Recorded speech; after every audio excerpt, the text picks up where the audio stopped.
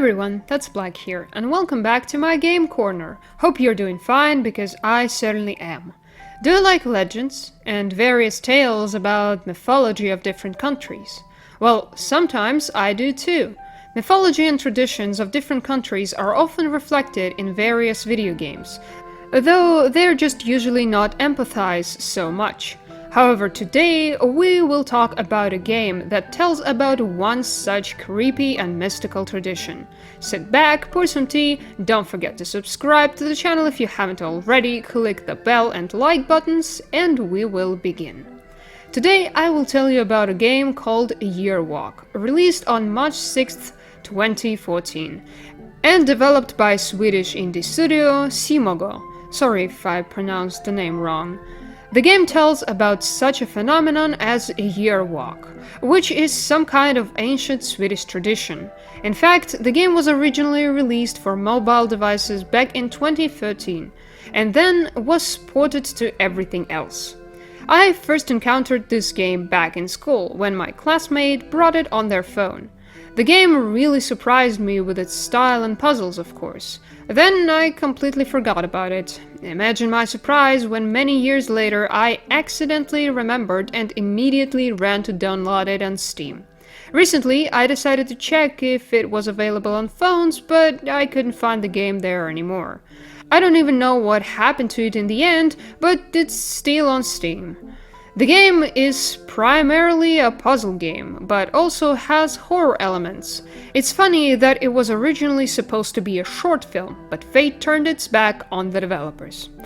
To play through Year Walk, you don't need to understand and know everything about Swedish traditions and folklore, but to understand everything, you will need to learn a little. How good that you have me, right? I will tell you and explain everything. The beginning of the game is an introduction that shows the plot. Here we need to go to the mill, where we meet our, apparently, friend. From the conversation we learn very little. So far nothing is clear, except that we are going on a year walk.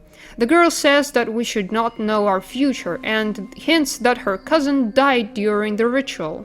We go back home and the game truly begins. Let's say a few words about what Year Walk is, and what is its meaning. A year walk is a special tradition in Swedish folklore according to which people go to meet different mystical creatures in order to see the future at the end of the walk in the church. With this knowledge, we continue to play. Our main task now is to explore. The game is built on the transition between scenes, and there is also a map, which is great for the orientation. The first thing I came across was a doll in a warehouse. If you wind it up, turn its head, it will start spinning backwards, pointing left and right. You have to remember this sequence, we'll need it later. Also, when the doll finishes spinning, we'll see this. No, I understand that this is a horror game, but it looks so creepy. It scared me as a child, and now, to be honest, it gives me goosebumps a little. By the way, you can turn its head again and it will return to normal. When we reach the church, we will see a wonderful woman who stole the key we need. The woman's name is Huldra. This sweet-looking creature has a beautiful voice, which, according to the legend, lures people deep into the forest. This voice will play a role later, but for now we just need to follow her. She will lead us to a tree, the passage into which is closed, and owls are sitting on the left and right. This is where we need to apply the sequence from the doll. The tree is where the most terrifying puzzle in the game awaits us. The task is, find a sequence where Huldra's voice sounds exactly the same as it did when we were walking. On the positive side, you are told if you chose the wrong passage and if you chose the right one.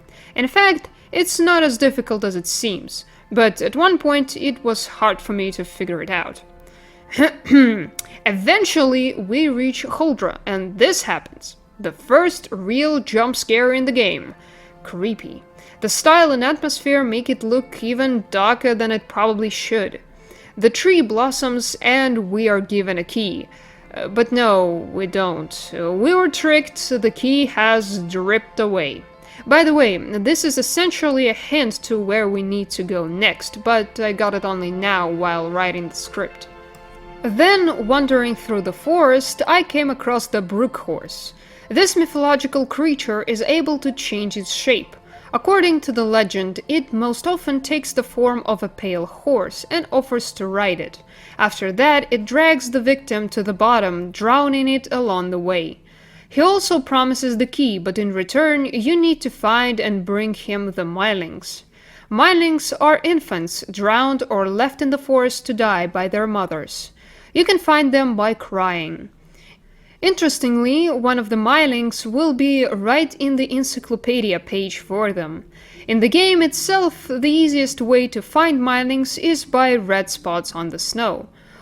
One of the Mylings is in the furnace, another one is at the mill, which when started will give us something like a jump scare with a girl from the beginning of the game. Another one, the last Myling, is in the cart. Actually, this task is not just creepy, but perhaps one of the most tragic in the game. You probably understand why. Of course, they won't give us a key again. However, the souls of the Mylings can be combined into a light, which will need to be taken to the hill with a door. To be honest, I got stuck here at first. I couldn't figure out what the game wanted from me, but then I saw a slightly shaking stick that I had to move. A ladder falls out from there and we get to a new location. There will be a symbol for a stone that I passed by more than once and a dead crow. You can poke the crow and a bigger bird will appear from it. This crow is called a night raven, and according to the legend, it is the messenger of death. So congratulations, we were given the key. Now we can open the previously locked gate. Here we are faced with a puzzle that unites several parts of the forest. First, there are symbols of the creatures we meet on the trees. Second, there are the same symbols with dots in the dark hut on the hill. The number of dots must be remembered and applied here. After that, the passage will open further. There is a church in front of us. But first, we need to finish the puzzle with the stone. There they give the directions again, but here it is already a little more clear where they are and why. It is to the church. By the way, here the developers get a plus. We will not solve this puzzle completely until we solve the puzzle with the doll, and therefore we will not mix up where and what directions are needed.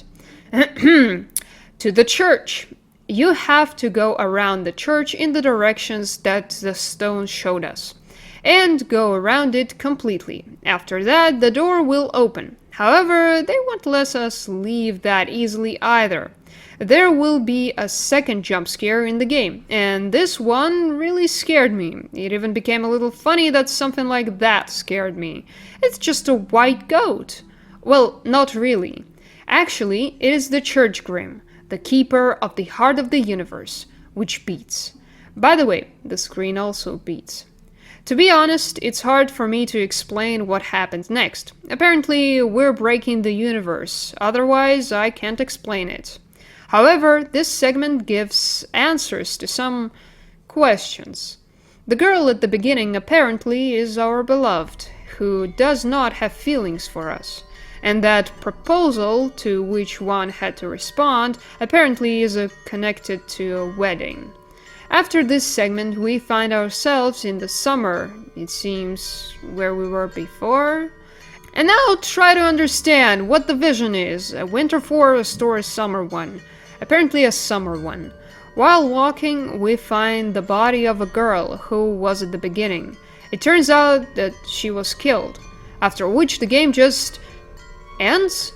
Hey, what was that? Where are the answers to the questions? What happened? Okay, that's not really all. After the credits, we'll get a hint that everything can be changed.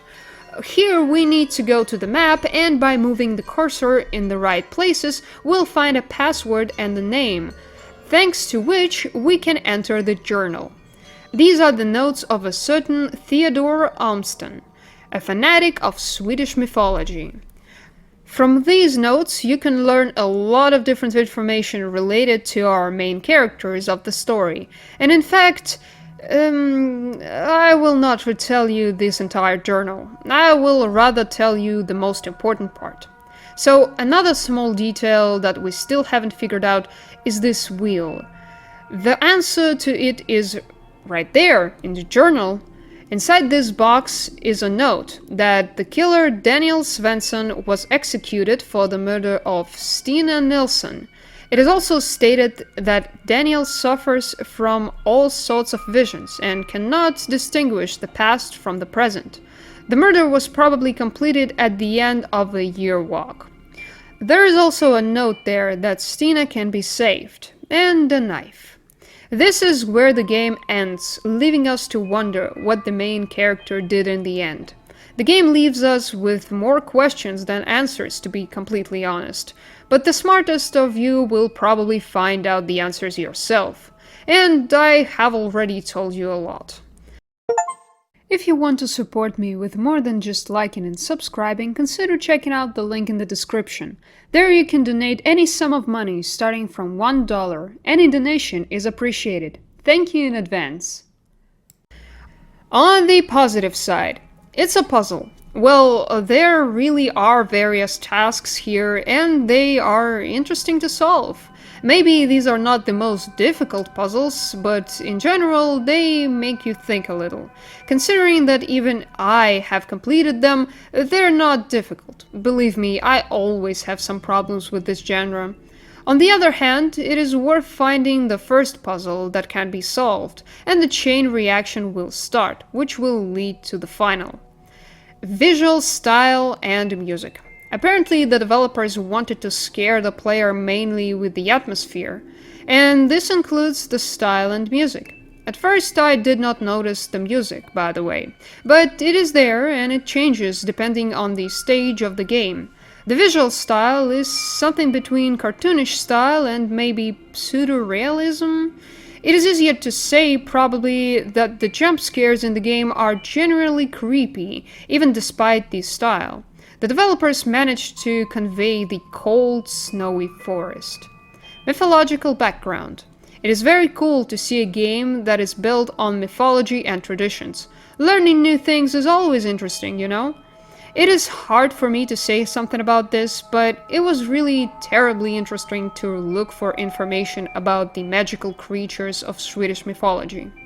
Of the cons, well, to be honest, I don't even have anything to consider a con. I would probably say that it is not entirely fair to leave the player without answers to questions, although the open ending more than suits me. Then again, maybe I just did not understand or missed something. I still didn't have enough strength to read everything. By the way, about reading, the game has a lot of text. Too much even. I think it could be better to show stuff than to write it down as a page of text. In the end, I can say that overall I even liked the game, although I liked the story more than the gameplay. Well, it's not my thing, and that's it. Otherwise, it's a rather dark story connected with various mystical phenomena and spirits, which only adds horror to what's happening. It's good for an evening, so I advise you to try it yourself. And that's all I had to say. Thanks everyone for watching, and don't forget to like and subscribe, and write a comment if you have anything to say. Have a nice one. Bye.